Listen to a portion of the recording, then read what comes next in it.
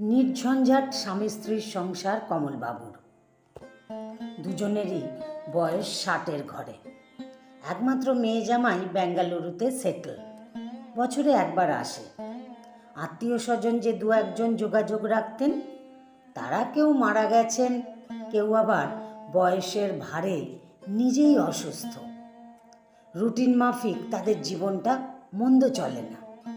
ভেবেছিলেন রিটায়ারের পর শুধু ঘুরে ঘুরে বেড়াবেন।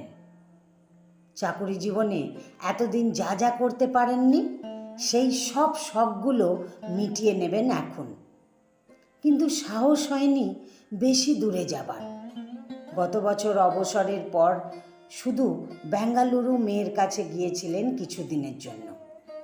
তবু ফেরার সময় খুব শরীর খারাপ হয়ে গেছিল কমলবাবুর নিজেরই। তারপর থেকে আর সাহস হয় না। থোড়বড়ি খারাপ জীবনটা একঘেয়ে, তবু চলছে বেশ। সুস্থ থাকাটাই এখন সবচেয়ে বড় ব্যাপার। পুজো শুরু হয়ে গেল, শহর আবার উৎসবের আনন্দে মেতে উঠেছে। কিন্তু তাতে এই দুই বুড়ো বুড়ির কি যায় আসে? মেয়ে প্রতি বছরের মতো এবারেও আসতে পারবে না জানিয়ে দিয়েছে। ওই একদিন হয়তো দুজনে মিলে কাছে পিঠের প্রতিমা দর্শন করে আসবেন। সপ্তমীর সকাল, মাইকে গান বাজছে। কমলবাবু আর ওনার স্ত্রী দুজনে ব্যালকনিতে বসে চা পান করছিলেন রোজকার মতন।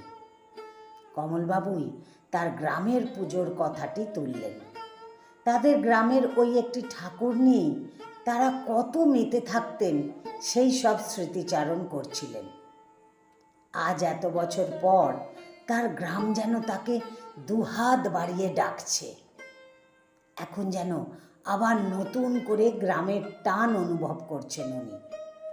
শরীরটা এখানে আর মনটা যেন ছেলেবেলায় কাটানো পুজো মণ্ডপে ঘোরাঘুরি করে বেড়াচ্ছে। কথা বলতে বলতেই উদাস হয়ে পড়েন উনি। অথচ একটি সময় ওনার দূর সম্পর্কের আত্মীয়রা আর ওনার গ্রামের পাড়াতুতো লোকজন যখন কোনো বিপদে পড়ে অথবা ডাক্তার দেখাতে সময় অসময়ে শহরে তাদের বাড়িতে আশ্রয় নিতে ছুটে আসতো, তখন কি বিরক্তই না লাগতো। এইসব উটকো ঝামেলা এড়াতে গ্রামের সঙ্গে সব সম্পর্ক ত্যাগ করেছিলেন তিনি।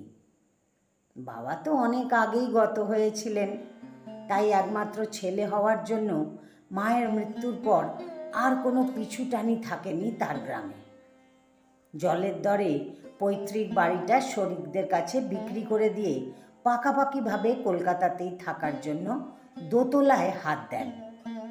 এখন মনে হয় এত বড় বাড়ি না বাড়ালেই হতো।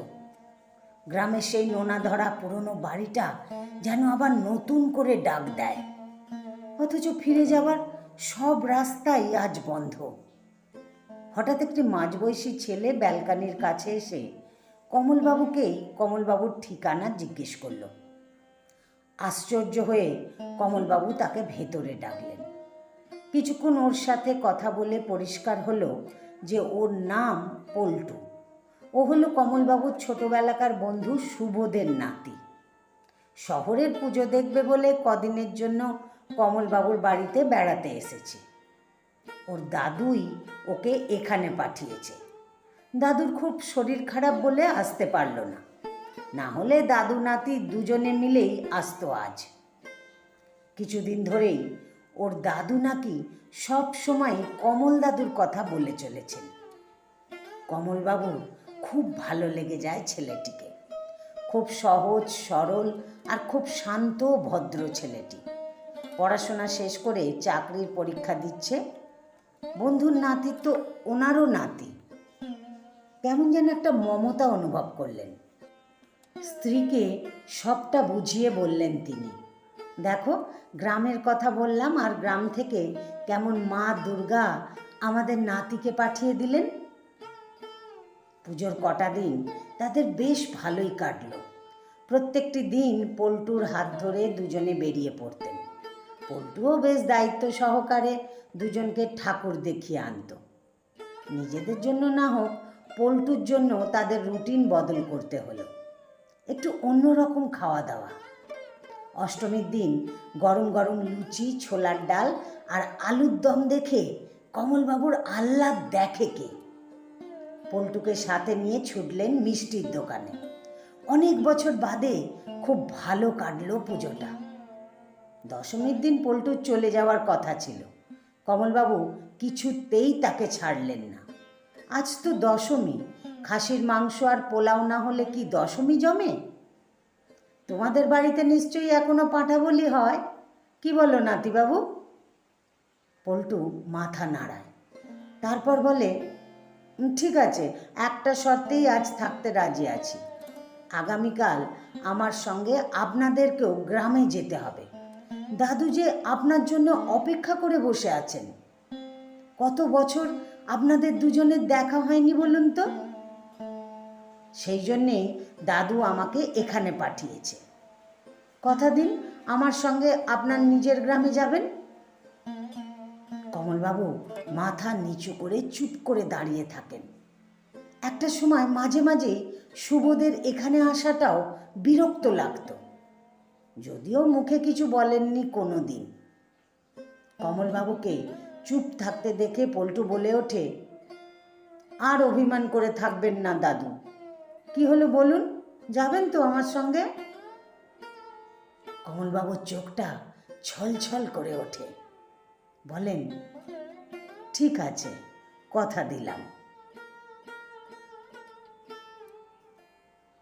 কলমে সুপর্ণা ঝা। আমার গল্পটি যদি ভালো লাগে তাহলে একটা লাইক দিয়ে আপনাদের মতামত কমেন্ট বক্সে জানাবেন।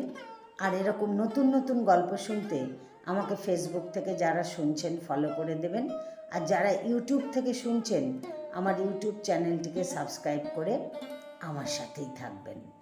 ধন্যবাদ আপনাদের সবাইকে এতক্ষণ আমার সাথে থাকার জন্য।